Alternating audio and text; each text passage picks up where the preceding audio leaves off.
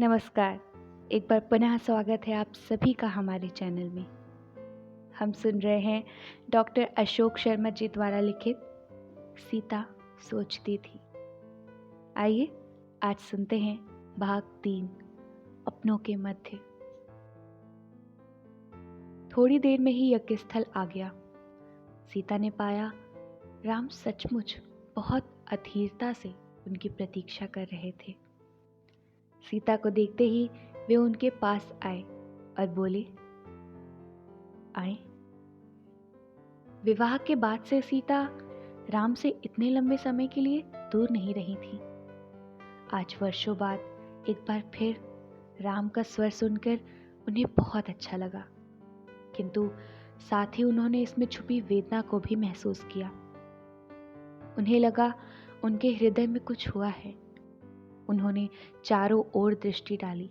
सभा ऋषियों, राजपुरुषों और संभ्रांत व्यक्तियों से भरी हुई थी और यज्ञ चल रहा था। लव और कुछ ऋषियों के मध्य बैठे हुए उन्हीं की ओर देख रहे थे। सीता ने नेत्र उठाकर राम की ओर देखा। 12 वर्षों के अंतराल के बाद वही राम थे। कुछ भी बदला नहीं था। बस उन्हें वे थोड़े दुबले से लगे। जब वे उनसे मिलने के लिए चली थी तब पता नहीं कितनी ही बातें उनके मन में आ रही थीं।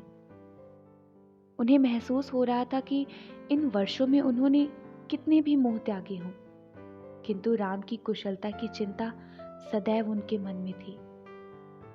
अब उन्हें सकुशल देखकर सीता को लगा कि मन के शमन के इतने लंबे अभ्यास के बाद भी राम उनका हाल पूछने कभी भी नहीं आए। यह शिकायत मन के किसी कोने में शेष रह गई थी।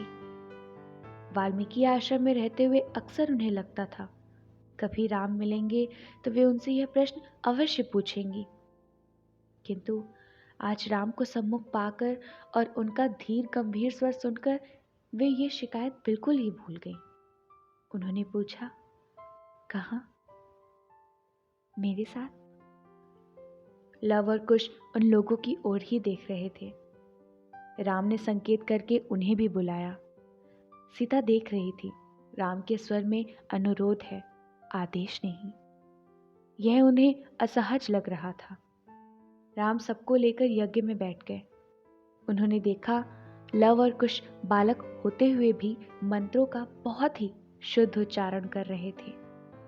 राम को उनके ज्ञान और शालीनतापूर्ण व्यवहार पर गर्व सा अनुभव हुआ। यज्ञ की अग्नि से सीता सहित उन दोनों बालकों के चेहरे रक्तांब हो उठे थे। तभी उन्होंने देखा कि यज्ञ में बैठे कुछ लोग कुछ असहज हो रहे थे और आपस में कुछ बातें करने लगे थे, किंतु उन्होंने उस ओर विशेष ध्यान नहीं दिया। कुछ देर तक यज्ञ में बैठने के पश्चात राम सीता व बालकों को लेकर उठे और महल की ओर चल दिए। सीता उनके साथ महल के अंदर गई तो उन्होंने देखा अनेक स्त्रियां उन्हें विस्मय किंतु प्रसन्नतापूर्ण दृष्टि से देख रही थी। सभी ने सीता का अभिवादन और स्वागत किया। राम सभी को लेकर माताओं के कक्ष की ओर गए। सीता और बच्चों के आने का समाचार सुनकर कैकेयी और सुमित्रा भी कौशल्या के कक्ष में आ गई थीं। सीता की बहनें उर्मिला, मांडवी और श्रुतकीर्ति भी वहां आ गई थी। गंधर्वों ने भरत की ननिहाल कैकेय देश पर अधिकार कर लिया था। भरत ने उनके आदेश से गंधर्वों को हराकर गंधर्व और कैकेय देश पर पुनः अधिकार कर लिया था और राम ने उन्हें वहां का राजा बना दिया था। मांडवी उनके और अपने बच्चों तक्ष और पुष्कर के साथ वहां आई हुई थी। इन्हीं के द्वारा बसाए महानगर अब तक्षशिला और पेशावर, जिसे पुष्करावती नाम से जाने जाते हैं। मधुपुर यानी मथुरा का शासक लवणासुर राक्षस धर्म को मानने वाला, नरभक्षी और राम के शासन को नकारने वाला था। उनके आदेश से शत्रुघ्न ने उसका दमन किया था। इसके बाद राम ने उन्हें वहां का शासक नियुक्त कर दिया था। श्रुतकीर्ति उनके और अपने बच्चों सुबाहु और शत्रुघाती के साथ वर्षों बाद वहां आई थी। कालांतर में सुबाहु को मथुरा और शत्रुघाती को विदिशा का राज्य मिला। राम सीता और दोनों बालकों सहित माताओं के पास गए और प्रणाम किया। सीता जब कैकेयी के चरण स्पर्श करने लगी तो कैकेयी रो पड़ी। उन्होंने सीता के हाथ थामे और अपने सीने से लगा लिए। क्यों रो रही है माँ? सीता ने कहा। मेरी आत्मा शायद मुझे कभी माफ नहीं करेगी बेटी, किंतु जो कुछ भी हुआ उसमें आपका दोष ही क्या था? और फिर हमने वन में बहुत अच्छे दिन बिताए। रावण के द्वारा मेरा हरण और फिर उसकी कैद में बिताए दिनों को यदि छोड़ दें तो वे बहुत आनंदपूर्ण और सदैव स्मरण रहने वाले दिन थे। बेटी, तेरा मन सचमुच बहुत उदार है, और उन पुरानी बातों को स्मरण करके आप आज क्यों दुखी हो रही हैं? वह प्रकरण तो वर्षों पहले समाप्त हो चुका है। हाँ बेटी, मैं भी यही सोचकर संतोष कर रही थी कि चलो वह प्रकरण समाप्त हुआ और इसी बहाने रावण भी मर गया। किंतु जब तुझे दोबारा अकेले और गर्भवती अवस्था में बन जाना पड़ा तब मुझे लगा कि वह प्रकरण बीता नहीं है। उसकी काली छाया अब भी मंडरा रही है। और जहां तक रावण की बात है, वह शरीर से जरूर मरा, किंतु कई लोगों के मन में आज भी जीवित है और शायद हमेशा इसी तरह जीवित रहेगा। सभी आश्चर्य और मनोयोग से कैकेयी और सीता के मध्य होने वाले इस संवाद को सुन रहे थे।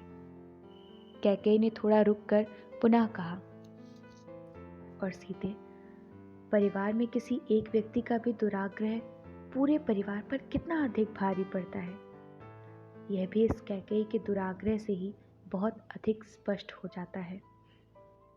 महाराज दशरथ ने प्राणांतक पीड़ा झेली। राम, लक्ष्मण और तुमने वन में जो कष्ट उठाए वे सबको पता है, किंतु निर्दोष उर्मिला और सुमित्रा के हृदयों ने भी बहुत पीड़ा झेली है।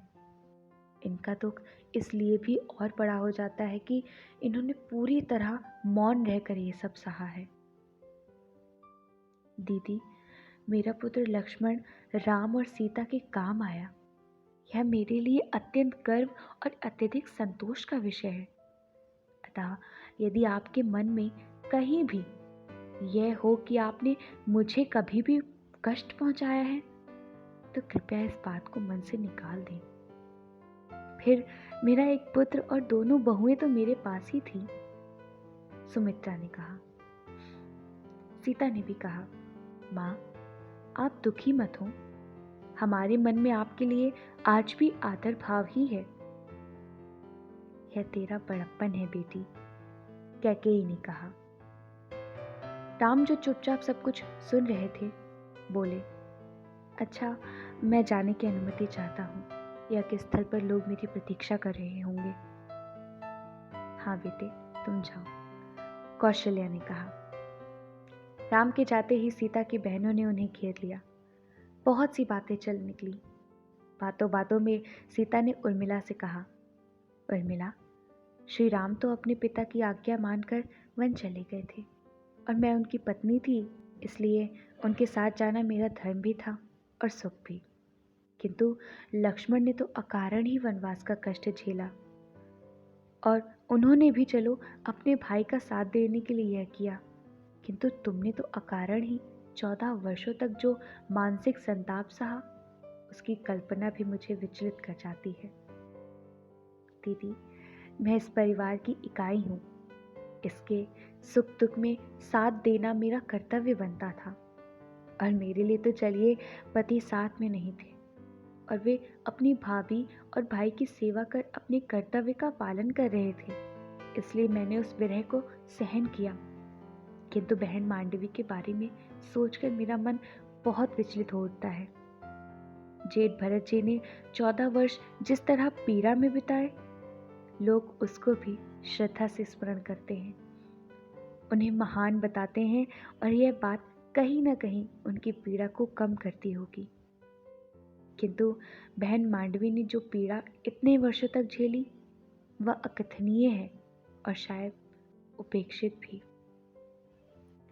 मांडवी जो इतनी देर से इस वार्तालाप को चुपचाप सुन रही थी, अपनी चर्चा होने से कुछ असहज सी हो गई, शायद कुछ शर्मा भी गई थी।